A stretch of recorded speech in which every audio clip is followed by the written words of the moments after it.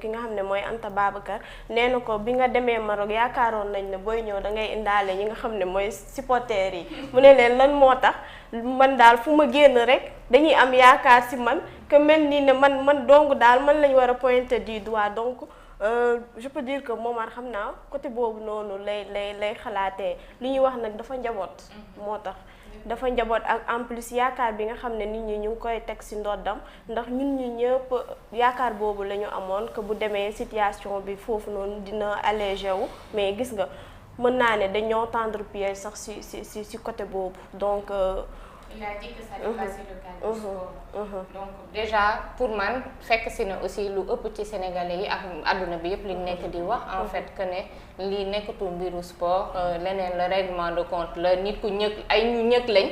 bëgg ne voilà dinañ leen métital jël ngeen coupe bi ñu doon ut depuis 50 ans donc ñun tamit dinañ leen def lu métti et tout ça voilà donc déjà dañuy su nekkee da nga am question pour Yarga je te laisse la poser. Voilà, je pense que dañuy ñëw rek dugg ci point yi nga xam ne jotoon nañ ko élaborer fële na la ca Assemblée nationale may commencer sama question rek muy wàllu université yi ndax je pense que actualité la moom tamit ñëw na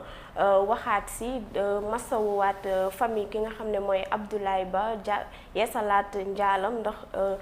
xamle na sax ne yónnee woon nañ ab délégation ñu daal di dem jaale ji waxaat na tamit ci tension yi nga xam ne moo am fële na moo amoon ca université Cheikh Anta Diop bu Dakar ñu gis na yëkkati na sax moom ay kàddu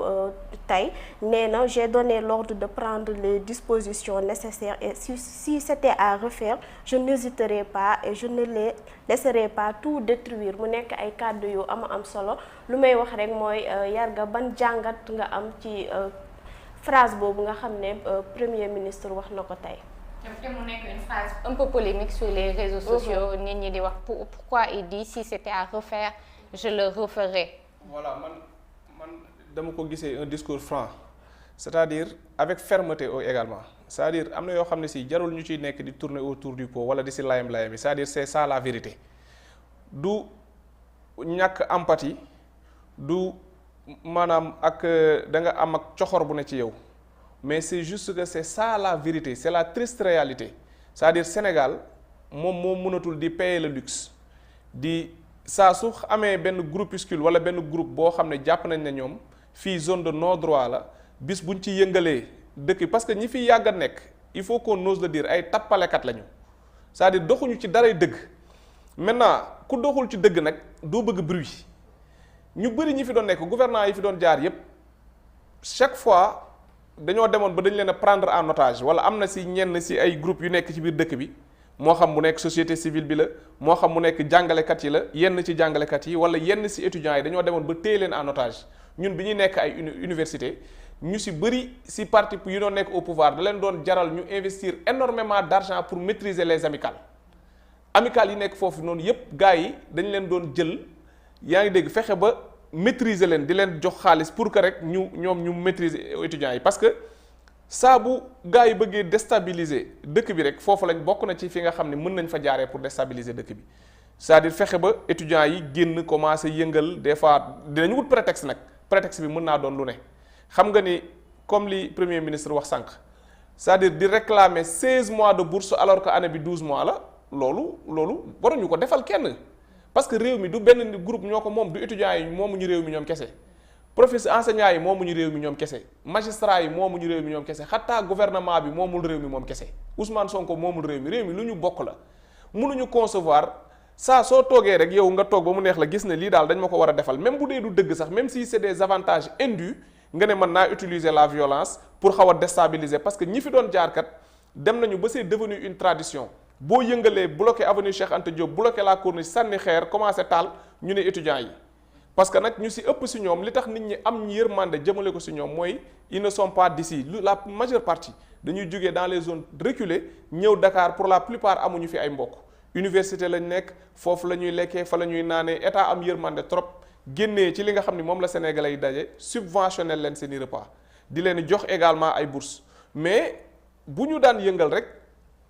Même bu fekkente ni c'est indu sax ñee dañ pour calmer safara si da leen di jaral ñu jël xaalis jox leen pour rek même bu fekkee du dëgg pour rek ñu daal di teg bal bi ci suuf loolu nag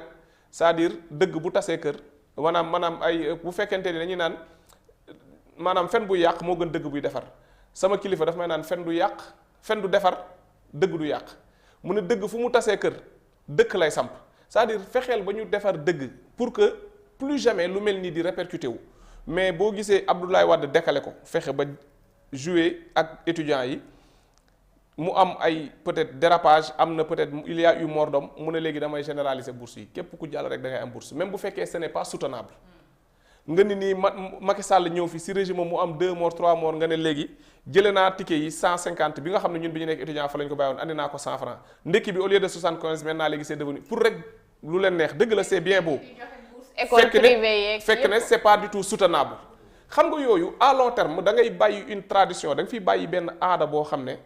maanaam dafay après day am ay répercussions dafay am ay répercussions da ngay dem ba yar nit ñi ci loo xam ne si du dëgg nit ñi nag boo leen yar da nga leen yar ci dëgg say gouvernants yi ñoom ñooy yar askan bi ñoom ñooy yar mbooloo bi même bu fekkee quelquefois lii fii nga leen bëgg a jaarale des fois dafay jar nga jël ay mesures yu metti da nga koy jël mais defoo ko pour da nga koy def pour la bonne cause c'est-à-dire étudiants yi ñun ñëpp on est passé par l'université mais ñun mënuñu comprendre mu am ay nit parce que Ousmane Sonko daf ko waxoon ñu bëri di ko fustiger dafa waxoon ne on a des renseignements comme quoi am na ay nit yu jaar ci ay étudiants instrumentaliser leen pour jéem a déstabiliser dëkk bi te bi mu ko waxee gin gi neew la ko waxee man maa ngi taxaw ñu xëy le lendemain le surlendemain ñu gis benn étudiant buy manipuler benn grenade yéen ñëpp ko gis étudiant bi grenade bi explosé ci loxoom enquêteurs yi sax bi ñu demee di ko laaj fan nga jëlee grenade dafa ne benn étudiant moo ko indi àndaale ci saagam fan lañ jëlee grenade yi mais léegi étudiant lambda bi nga xam ne moom dafa yàgg a jàpp ne dañ leen doon fay ay bourses même bu fekkee il n'était pas inscrit dañuy mën a ñëw laajte ñu rappel leen jamono bi nga xam ne il n'était même pas encore étudiant ñu yàgg ko tàmmal loolu ñooñu ñi nga xam ne ñoom ñooy les porteurs de voix leaders yi ñoom la nit yi di ñëw manipulateurs si ñooñ la ñuy ñëw corrompre leen ni leen def leen faites en sorte que fii bu mu am jàmm na ngeen fexe ba déstabiliser dëkk bi na ngeen fexe ba bu Ousmane Sonko ak Bassirou Diomaye nekk si jàmm ñooñu génnee daal ni chers étudiants chers camarades étudiants nous allons de la manière Hitler nous allons déclencher la grève éclair demain à partir de 5h30 aucun véhicule ne passera par l'avenue Cheikh Anta Diop ainsi de suite comme ni ñu ko mën a defee noonu aucun véhicule ne xam nga genre truc yu demee noonu arranger les foules léegi bu ko defee étudiants yi daal ne leen il faut que nous réclamons nos arriérés de bourse wax ay affaires yu demee noonu étudiants yi daal ni wëy suba nag nga génn yow bi nga jógee di génn naturellement da ngaa jug pour réclamer bourse fekk ñi la doon jox consigne boobu noonu ñi la doon jox ñi doon génnee décréter le mot d'ordre ñoom am na fu gars yi jaar ak ñoom te yow yëgoo ko c'est-à-dire loolu c'est nañ ma baal mais c'est lâche. message ngay joxe nii. c'est un message que je donne man dama si am sama rakk bu fa nekk. sama ay rakk yu nekk université bu affaire yi dama leen di woo ne leen faites attention il ne faut pas que ngeen di dem bu ngeen commencé gis ay grève ak yu mel noonu rek génn leen université bu leen fa taxawaalu parce que loolu dafa ñaaw di instrumentaliser jël ay nit def leen bouclier loolu mook takk der bi jëloon xale bu ndaw boobu si manifestation def ko bouclier ñoo yem àtte c'est-à-dire tu as pris des étudiants innocents jóge si àll ba ñëw jàpp ne lii kat ça les revient de droit yow nga utiliser sa statut que ne yow tu es un influenceur si biir étudiants yi am ay politiciens yu jaar si ginnaaw am nu ñu def ak yow nga utiliser pouvoir bi nga am pour génnee étudiants yi. je suis pas d'accord nag. vas-y allez-y parce que étudiant yow xale bi nga wax ne dañ koo jël bouclier. Cet enfant n'a pas pris cette décision-là en fait dañu ko jël de force policier bi da ko jël de force def ko bouclier attention ces étudiants-là sont tous majeurs ils se sont engagés en tout cas ñi ngay wax ne ñoom ils ont accepté ça ils l'ont accepté en connaissance de cause maanaam je veux dire nekkul je veux pas qu'on dise que oui ils sont innocents ils sont pas innocents ki nga dem ba politicien jël la enrôlé la toog dëbb sa bopp bi ba wax la loo xamante ne teg xaalis parce que tamit c'est nañu waxante dëgg aussi on a une partie de cette jeunesse là bu bëgg lu yomb boo xamante ne et même dans cette université là on a des ñu fa nekk ñoo xam ne jànguñu lijjantiwuñu sax luy cours yi et tout et ñooñu ñooy tere ñi ngay wax ni man dama gëm ne ñu bëri ñuy jógee nan nga jógee dëkk ba dëkk région 700 kilomètres 500 kilomètres ñëw ba Dakar pour jàng doo jàng logiqueul en fait dafa am ci biir ñoo xamante ne jànguñu de business lañ def yëf yii nii te lii la ñu yàkkamti pour mën ci lijjantiwaale seen ay code mooy parti parce que vous êtes li nga jàpp li laa moom laa wax ak man li ma wax c'est pas du tout pareil innocent bi ma wax sax dafa am fu muy dellu te yow yóbboo ko foofu c'est-à-dire ki dafa am étudiants yi ñaar dafa am ñoo xam ne si ñoom ñoo yore pouvoir bi ñoo yore baatu étudiants yi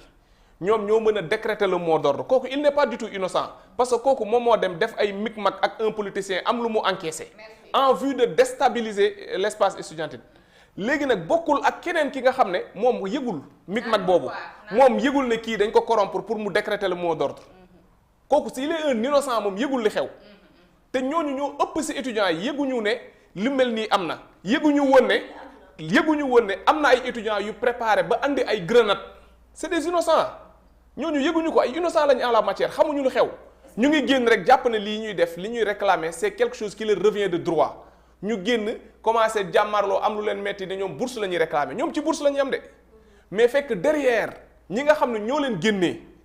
am na fu ñu jaar ak ay politiciens am lu ñu encaissé ñu am yu ñu leen jox pour ñu déstabiliser l'université c'est en ce sens loolu laay waxee ni ñooñu nga xam ne ñoom ñoo dem encaissé waxuma sax politiciens yi ba génnee suñu rakk yi ñooñu dañoo jël suñu rakk yi def leen ay boucliers est-ce que comprendre nga si sens boobu laay waxee donc loolu c'est lâche te état dafa war a sévir si loolu gis nga espace bële dañuy wax ne espace université seen slogan dañuy naan mooy lux mea lex la lumière est ma loi c'est-à-dire le xel la ñu war a di utiliser mais boruñu fa nekk di def yoo xam ne parce que yow imaginez-vous même bourse bi ngay réclamer il n'a jamais été question de bourse d'ailleurs parce que Daouda Ngom l'a élucidé ce matin que ne amul benn weer depuis bi ñu ñëwee ba léegi ak li dëkk bi metti boo xam ne dépassé nañu le 5 te fayuñu les bourses donc problème bourse amul maintenant yow inscrire woo par exemple tey nga ñëw inscrire on est au mois de février nga inscrire mois de février di demander ñu rappel la octobre ba léegi ñu jox la octobre ba février ngay demander te léegi yow bu ñu la commencé fay février dañ lay fay ba janvier waat c'est-à-dire 12 mois lañ lay fay yow yaa ngi demander 4 mois arrière boo xam ne si yow tu n'étais pas étudiant parce que tu n'étais pas inscrit foofu la problème bi foofu la nekk du problème bourse mais rappel boo xam ne si c'est indu moom la étudiants yi doon laaj mais nag il faut leur tenir un langage de vérité wax leen ni lii mënul nekk état bi nag sax bañul bu fekkontee ni am na fi xool nu mu def pour alléger étudiants yi seeni nekkin seeni conditions de vie mais nag ressources yooyu ngeen bëgg ñu naan kii di laaj fii kële di laaj fële kële loolu dafa nekkul ci dëkk bi réew mi dafa am fu ñu ko fekk te il faut qu'on le dise il faut que sénégalais yi di ko bàyyi xel saa su ne nañu xam ne nous avons hérité d'un pays en lambeaux qui est au quatrième pire qu'au quatrième sous-sol loolu dafa am ñu fa dugal mooy régime bi nga xam ne moom moo fi nekkoon bi ñuy bàyyi nguur gi nañu ñu ngi fi bàyyi dette boo xam ne mi ngi toll ci 74% du PIB bi IGF defee seeni inspection wax ñoom ñu gisoon ne dépassé na 74 mi ngi à 99 Cour des comptes ñëw daal ne ëpp na sax loolu wala IGE laa bëgg a wax IGE la non wala c'est la Cour des comptes. Cour des comptes moo ñëw daal ne dépassé na ko on est arrivé à 119% du PIB. léegi nag boo jógee après egg na ba 130 bu ñu ci boolee les sociétés nationales et tout ça maintenant boo jëlee. li nekk ci diggante 74% du PIB ak 119% du PIB day nekk 7667 milliards loolu mooy la dette odieuse la dette cachée 7667 milliards la ñu nëbb Sénégalais yi dem abbu ko te jaarul Assemblée nationale hors circuit budgétaire amul fenn fu ñu koy gis moom la Ousmane Sonko taxaw di wax naan avec les 7667 milliards lan laa ci mën a def des projets structurants yoo xam ne déroulé na ko Assemblée suñu ko temps bi mais après peut-être dinaa ci ñëw. déroulé na ko assemblée ba wane ne lii moom mooy les priorités lii mooy génnee réew mi ci tolof-tolof mais du da ngay dem à Diamniadio ériger fa une forêt d'acier et de béton jàpp na yow yaa ngi satisfaire soxla sénégalais yi c'est-à-dire c'est foofu la ñu toll université li fa nekk manipulation moo ci ëpp te enquêtes yi dinañ ko génnee man yàlla def na ni bu ngeen demee ci sama compte Facebook di ngeen ko gis man bi gars yi ne bërëb commencé ku nekk di wax am na ay kilifa yu ma ci waxtaanal te xam naa ni lu ci bëri xattaa sax ba ci décès étudiant bi dëgg la amoon na manipulation quelque part ci vidéo yooyu ñu bëri suñ ñun génn naan non vidéo baa ngi nii vidéo boobu c'est pas une vidéo récente c'est une ancienne vidéo mais njuumte la wala tayeef la mais ce qui est sûr mooy ministre de l'intérieur bi muy wax il ne faisait pas allusion à cette vidéo il a parlé de jeunes ay nit ñoo xam ne ñi ngi nekk ci kaw terrasse yore ay cocktail molotov vidéo boobu benn jeune ngeen gis bu nekk ci balcon il faisait pas référence à cette allusion à cette vidéo là donc kii ñu doon génneel vidéo bi peut-être ñoom ñoo dem jël la mauvaise vidéo dugal ko mais vidéo bi mu doon wax ça existe bel et bien le jeune là également bi ñuy wax man bi ma liiree rapport d'autopsie bi man je me disais que ni kii vu que du bal mais bi ñuy waxee kii am les côtes cassées et consorts dama ne peut-être ku ñu doon dëggatal ak yu demee noonu mais après ma discuter ak ay kilifa ñu ne ma non du demeewul noonu sax parce que comme le disent les gens dañ koy relayer décédé wul ci biir néegam te il y a eu des témoins parce que il n'était pas le seul du moom kese moo sauté c'est des beaucoup d'étudiants ñoo sauté ñenn ñi ñoo yéeg ci kaw ñenn ñi wàcc troisième moom ak beneen moromam ñu daanu morom bi daa damm te mi ngi dund c'est un témoin comprendre nga donc ñu bëri la ñu wax moo tax procureur bi mu génnee def communiqué bi daal ne ñu bëri ñi ngi wax ci réseaux sociaux yi faisant état que ne dafa am ay torture mu ne affaire yi demeewul noonu na ci nit yi def ndànk à première vue dañu bëri dañ doon wax naan non lu mu wax nii mais bi mu génnaatee wax ñépp ils étaient convaincus que ne kii li mu wax nii c'est plausible avec des preuves à l'appui c'est-à-dire donc loolu la ñun li ñuy sonal Sénégal mooy nous dansons plus rapide que la musique te quand tu danses plus rapide que la musique tu danses très mal ça il faut que ñuy danser au rythme de la musique ba pare am confiance ci autorités yi ñii nii c'est-à-dire c'est suite à une longue accoutumance au mensonge moo tax ñun lu autorité wax duñ ko gëm parce que ñi yàgg a nekk suñu ay autorité musuñu ñu wax dëgg dañoo dem ba autorité lu mu wax ñu ne kii day tappale